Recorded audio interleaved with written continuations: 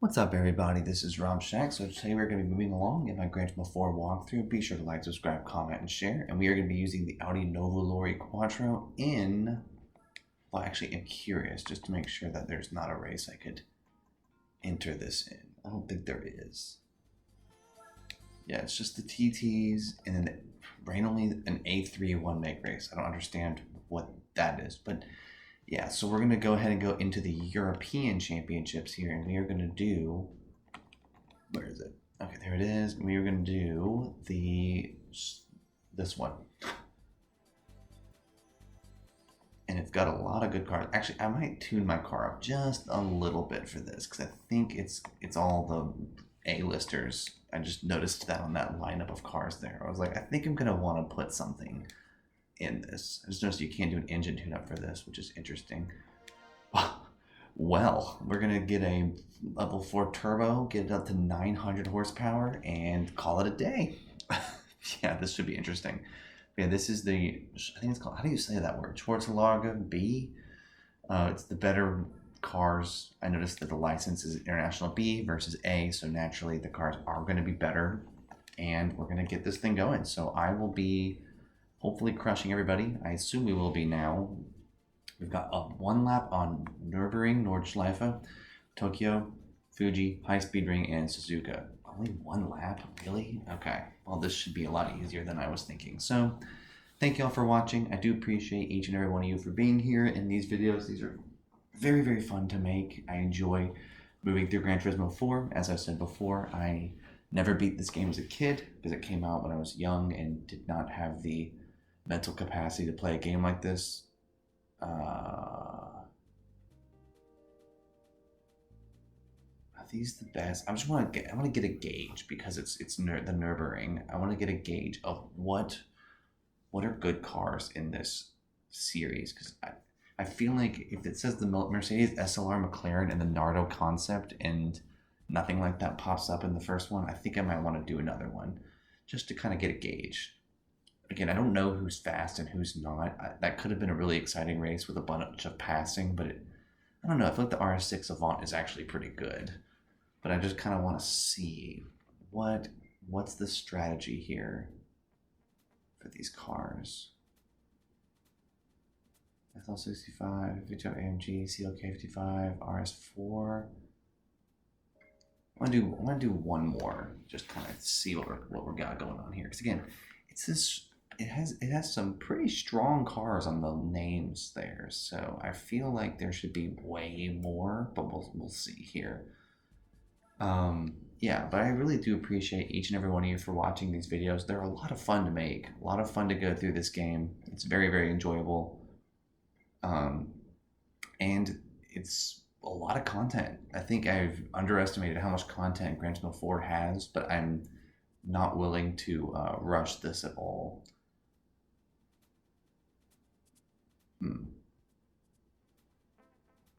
I'm intrigued by the SL600 being here, so let's see what happens with that. We'll leave the SL600 in this because that car's terrible, but I want to see how long it takes for it to get back into last. That's basically what we're going to go for here.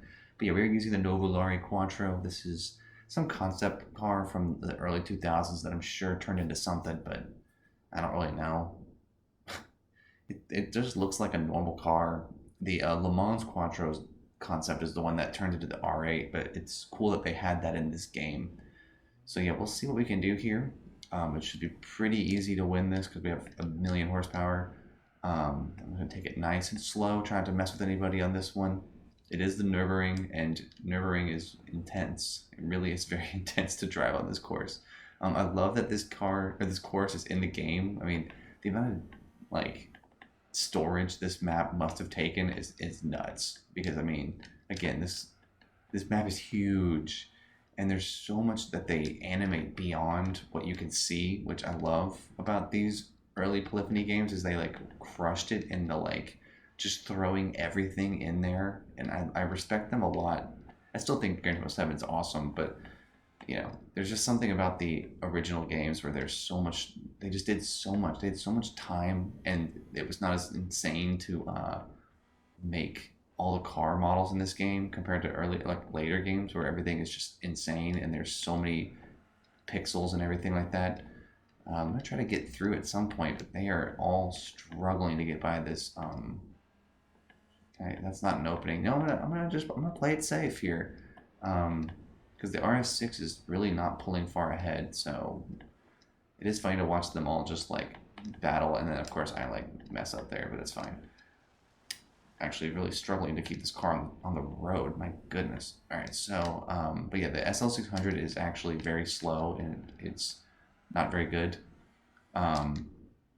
So it's kind of at a huge disadvantage, and that's why I was curious about. I was curious to see how long it would take for all of them to pass, because I know that I would most likely be able to come up and get the first on this one. I'll show the replay too, just to kind of show it from the SL600's perspective, because it's just going to be a slow burn for that car. Absolutely is a slow burn for the SL600, which is unfortunate. It's a cool car, and it's also about to pass the yellow Audi there.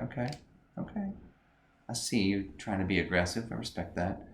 I'm gonna actually come up now. This is my time. Just gonna make a multi-layered pass there, get through everybody. So I just don't want to be behind them for like absolutely ever. Now this is what is this? The E55, which is the one that started in 5th, already up in 2nd. Well done. The SL600 is still actually within the draft of that Audi, which I think that's the RS4. I don't actually know what that car is. There's a few Audis in this race. I think there's an Audi 4, Audi RS4, RS6, and the RS6 Avant are all here. I think the RS6 Avant is actually the one with the most horsepower, but he's also the one that started in a higher position, but that has been passed by everybody. I think that happens in these this Gran Turismo game in particular. It's really bad in 4, is that if the AI try to make a pass, they are terrible at it. And then when they don't pass, they get passed by the car right behind them. It happens all the time, and it's hilarious. It happens constantly.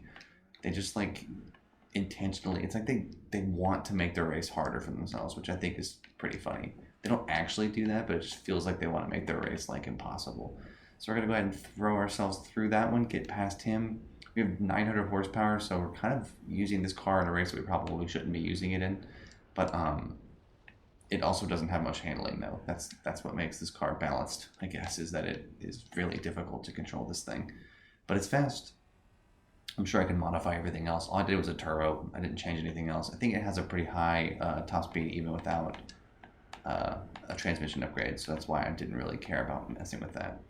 Yeah, this car is really cool, and this game is really, honestly, very fun. I love that it's just like, the game always turns into a mad science experiment of just unlocking every car and max tuning everything, and you get, I mean, now that I learned about these cheat codes from years ago at this point, and learned that there was a lot of cheat codes in this game, and one of them was to give yourself 10 million credits, which is enough to buy the 4 rare secret black supercars, which is awesome. So now I don't have to worry about that grind anymore. I had originally made a video talking about that grind, and now it's irrelevant, but it's fine. It's totally fine. But yeah, we are destroying everybody. We are now over 10 seconds ahead at this point.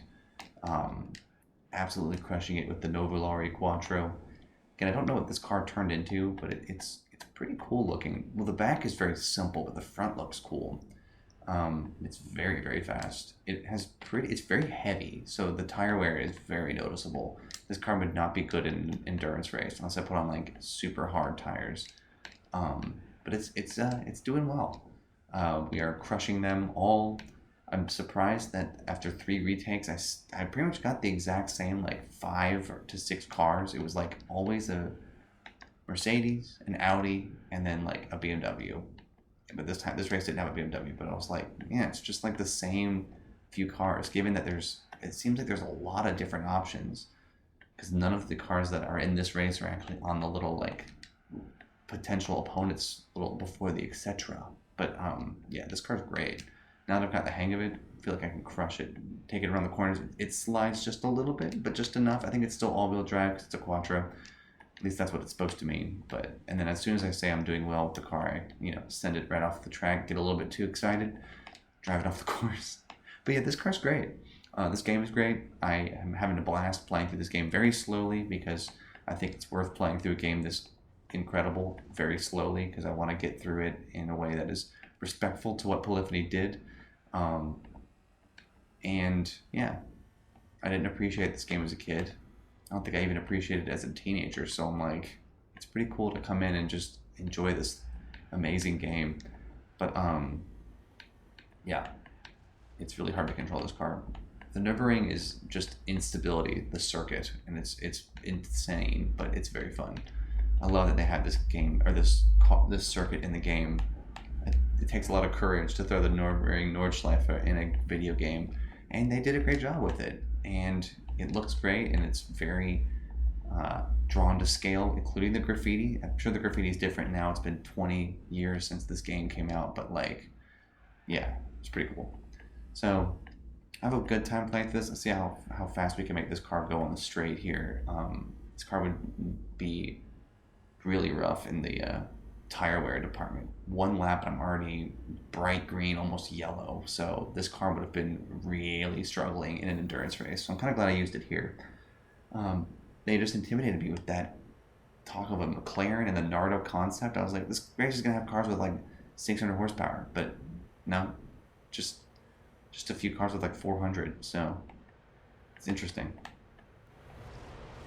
And we're gonna go off the road a little bit, try to brake, try to recover it, and inevitably just skirt all around everything and do fine. So